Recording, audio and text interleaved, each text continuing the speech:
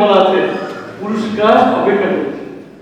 ত্রয়োদশ জাতীয় সংসদ নির্বাচনে সিরাজগঞ্জ ২ আসনে বিজয়ী এবং বিএনপির জাতীয় স্থায়ী কমিটির সদস্য ইকবাল হাসান মাহমুদ টুকু বলেছেন, বিএনপির এ বিজয় দেশের মানুষ দিয়েছে তাদের জন্য কাজ করার জন্য। বিএনপির চেয়ারম্যান কি কাজ করবেন তা দেশের মানুষের সামনে উপস্থাপন করেছেন এবং সেটি দেশের মানুষ গ্রহণ করেছে। শুক্রবার সিরাজগঞ্জ জামে মসজিদে জুম্মার নামাজ, দোয়া এবং মিলাদ মাহফিল শেষে বিজয়ী হওয়ার পর গণমাধ্যমের মুখোমুখি হয়ে এসব কথা বলেন তিনি। নবনির্বাচিত এই সংসদ সদস্য আরও বলেন, সিরাজগঞ্জের উন্নয়নে অনেক কঠিন সিদ্ধান্ত নিতে হবে, যেটি বাস্তবায়নে সকলের সহযোগিতা প্রয়োজন। উল্লাস করার তো কিছু নাই।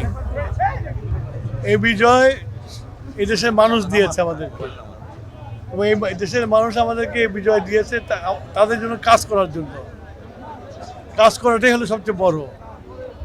তো আমাদের দলের চেয়ারম্যান উনি কি কাজ করবেন বাংলাদেশের মানুষের কাছে উপস্থাপন করেছেন, এবং সেই কাজগুলো বাংলাদেশের মানুষ এন্ডোর্স করছে, করে ভোট দিয়েছে, এবং আজকে এতগুলো আসনে আমরা জয়লাভ করেছি, প্রায় ২/৩ আমরা জয়লাভ করেছি। সুতরাং আমাদের উপরে আরও দায়িত্ব বেশি পড়েছে। আমরা চেষ্টা করব আমাদের চেয়ারম্যান সাহেব যে কাজ করতে চেয়েছে সেই সব কাজগুলো সুচারুভাবে করা এবং জনগণের কাছে চলে যাওয়া।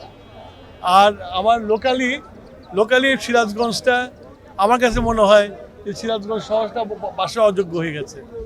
এই সিরাজগঞ্জ শহরটাকে বাসার যোগ্য করতে হলে অনেক কাজ করতে হবে এবং অনেক কঠোর সিদ্ধান্ত নিতে হবে।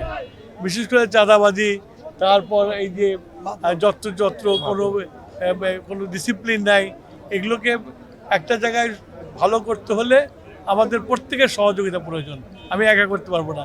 আমি পরিকল্পনা দিতে পারবো, কিন্তু ইমপ্লিমেন্ট করার সময় সবাইকে লাগবে। আর তারপর হলো যে আমাদের কাটাখালিটা তো আমি শুরু করছিলাম, শেষ করতে পারি নাই।